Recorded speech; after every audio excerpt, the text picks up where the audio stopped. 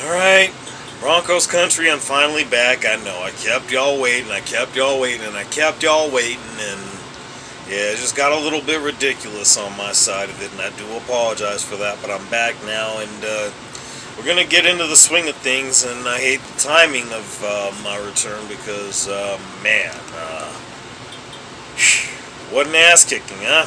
I mean, 41-10, I mean, it's been a lot worse. At least it's not 70-20, but, that's really neither here nor there. But what I will say about this is that this is actually sort of refreshing in a strange way because of the fact that, if nothing else, it just goes to show that there are still flaws not only in just the offense, but just the team as a whole. I mean, the defense, of course, isn't necessarily perfect, nor have they been. Of course, going into yesterday, I talked a lot about how Derrick Henry didn't necessarily have the best track record, and he still really didn't do a whole lot. I mean, he managed to get a touchdown and managed to break 1,000 yards for the season, but, it wasn't anything that would be of his normal standards. It was really just more Zay Flowers was just gashing the hell out of the secondary. I mean, the way that he was getting open was just incredible. I mean, I just can't really say enough about it.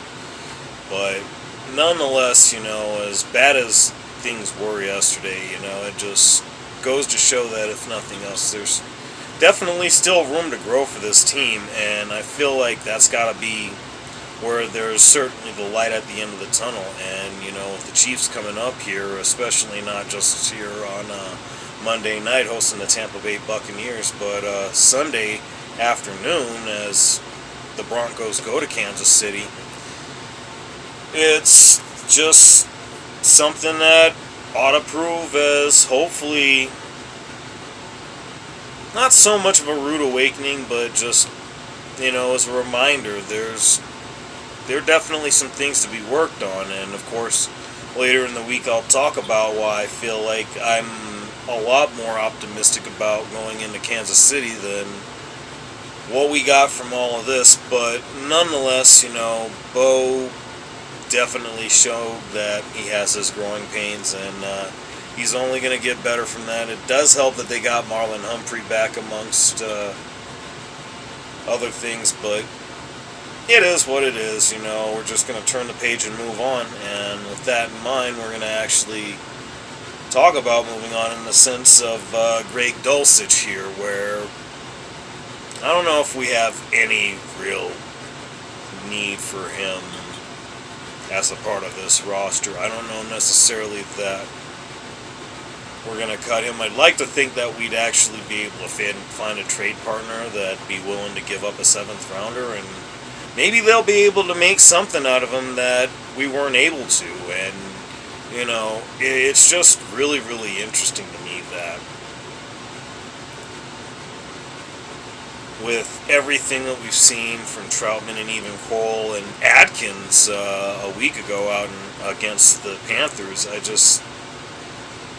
I don't know why we had so many issues when it came to seeing him on the field and actually being productive. But one way or another, I think it's time to cut ties. And as I'm about to talk about here, it's just it can only help, especially because the Broncos need draft picks, and it's just going to help on a variety of other levels, and we'll talk about that in coming days. But nonetheless, we're going to move right along to the big news of the day, or one of the big pieces of news of the day. It was Baron Browning, and of course, I talked about this in my other video, and I highlighted as much as I could about the Cardinals' perspective. Now we'll dive heavier into the Broncos side of it.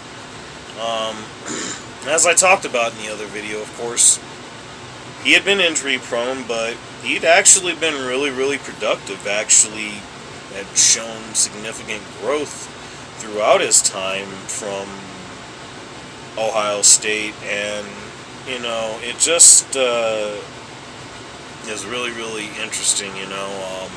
Oh, and of course, in case I didn't say, he's been traded to the Cardinals for a 6th-rounder. And again, that's another thing when I mentioned Dulcich. I mean, we can pick up draft picks, which we're going to need plenty of.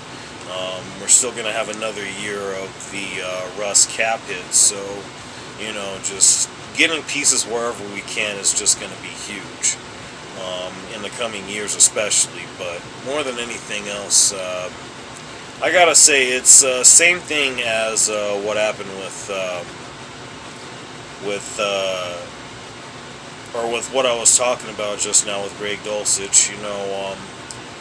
Hopefully with Arizona he can actually be helpful for them. I imagine he's going to be because, again, as stated in another video, bottom 10 of all 3 defensive categories are the Cardinals, so he can do nothing but help them out. And if nothing else, I definitely wish him the best. I hope, if nothing else, he's able to find more room to grow with what's got to be a much more expanded role in that Cardinals defense, because they certainly need him there a little bit more than we do, especially with, again, Benito, Cooper doing the things that they've been doing. Jonah Ellis has actually done pretty well.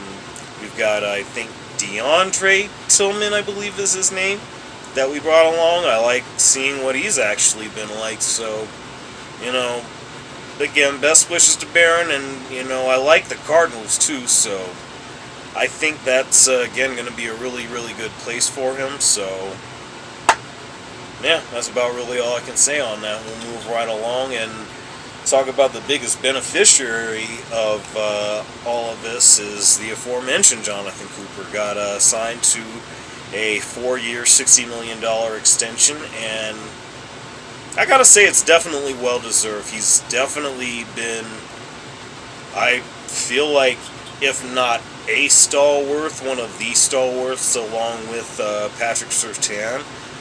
Brandon Jones has definitely paid dividends since coming along from the Dolphins. And, of course, Zach Allen has definitely been emerging more and more as time goes by. Jonathan Franklin Myers has certainly impressed me. Was probably the one highlight defensively that we got yesterday. And, of course, with the combination of him and Benito, again, I feel like the linebacker room is just starting to get crowded. I mean, there's even a notion that Drew Sanders is going to be coming back. I imagine he'll probably be more for the interior, but he's actually versatile enough to give you options to where he can play anywhere in the linebacking position that you want to put him. And whenever he is good and ready to come back, I'm looking forward to what that could mean for us. But in the long run, I like this, just given the fact that, again, it's another building block along with Surtain and Benito and Zach Allen and others. It's definitely a really, really good investment. I feel like Benito is going to be next season, as I believe that'll be when he's due. And yeah, I'm just thinking it can only get better from here.